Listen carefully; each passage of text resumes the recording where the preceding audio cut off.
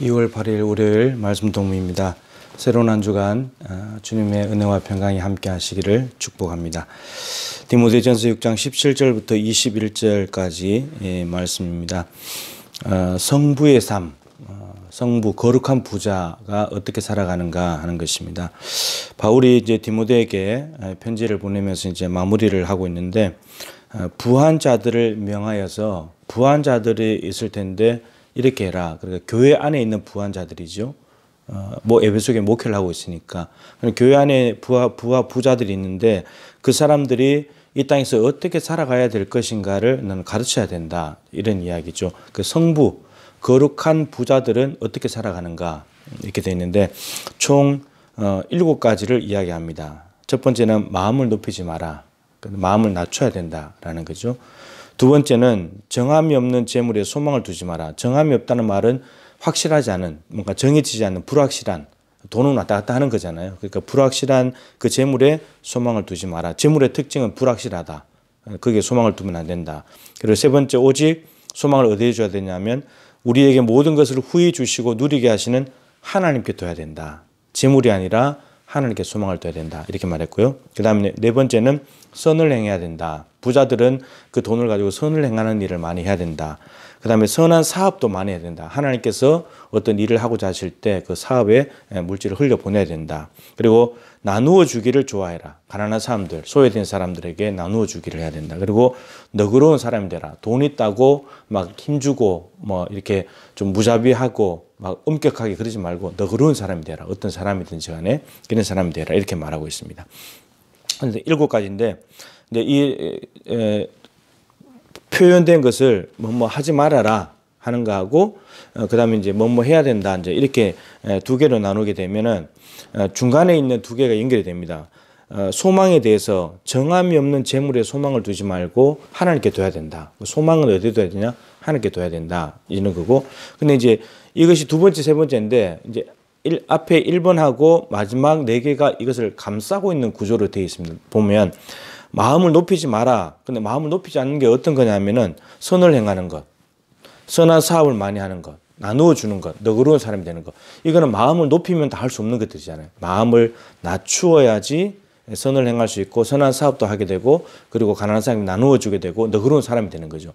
그러니까 마음을 높이지 않는 것이 마지막에 4개 있는 것이 이렇게 바깥에 있으면서 안에 있는 것을 감싸는 구조인데, 무슨 말이 되냐면 너희들이 소망을, 재물이 많은 부자라고 해서 소망을 재물에 두지 말고 하나님께 둬야 되는데, 너희들이 소망을 하나님께 두게 될 때 그때야 너희들은 마음을 높이지 않고 낮출 수 있게 되고, 나머지 4가지 선을 행하는 것과 선한 사업을 많이 하고 가난한 사람이 나눠주고 너그러운 사람이 될 수 있다라고 하는 겁니다. 그러니까 소망을 재물에 두게 되면 이 나머지 사람들은 살지 못하게 된다는 겁니다. 재물에 소망을 두게 되면, 재물이 많아지게 되면 마음이 높아지겠죠. 그럼 선을 행하지 않을 것입니다. 돈을 더 악착같이 모으기 위해서 악을 행할 수도 있겠죠. 하나님의 선한 사업 잘 하지 못합니다. 돈 나가는 거 아까운 거니까.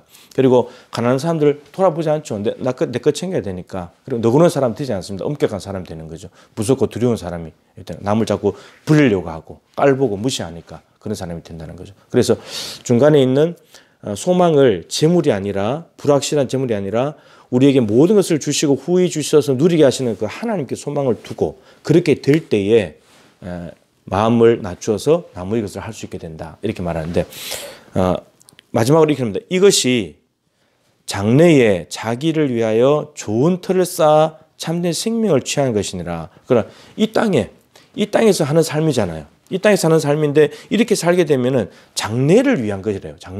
장래에 자기를 위해서 좋은 틀을 쌓아 참된 생명을 취하는 것이다. 마태복음 산상수훈에 예수님께서 보물을 땅에 쌓지 말고 하늘에 쌓아라.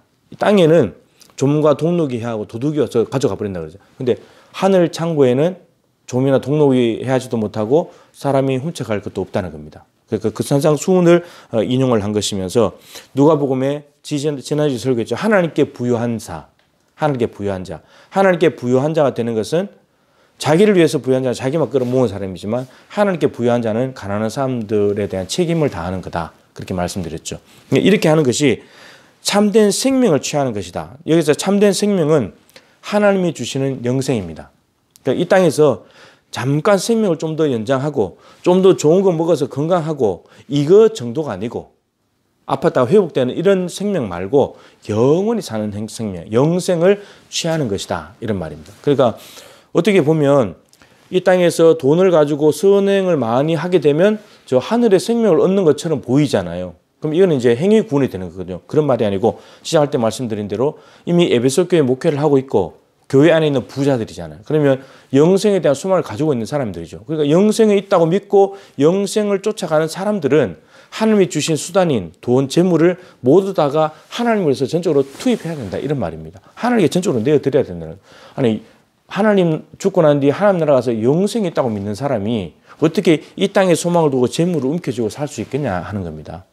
그래서 영생의 소망이 있는 사람이라면 이 땅에 것 좀 없어도 부족해도 괜찮다는 겁니다.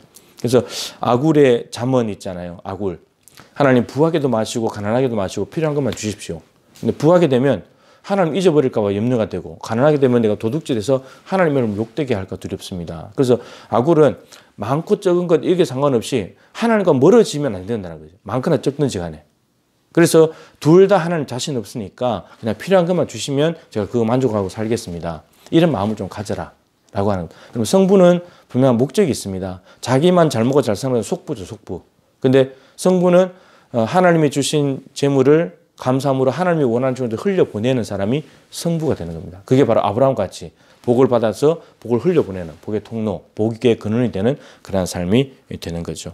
그래서 부자 청년은 재물을 붙잡았다가 영생 놓쳐버렸잖아요.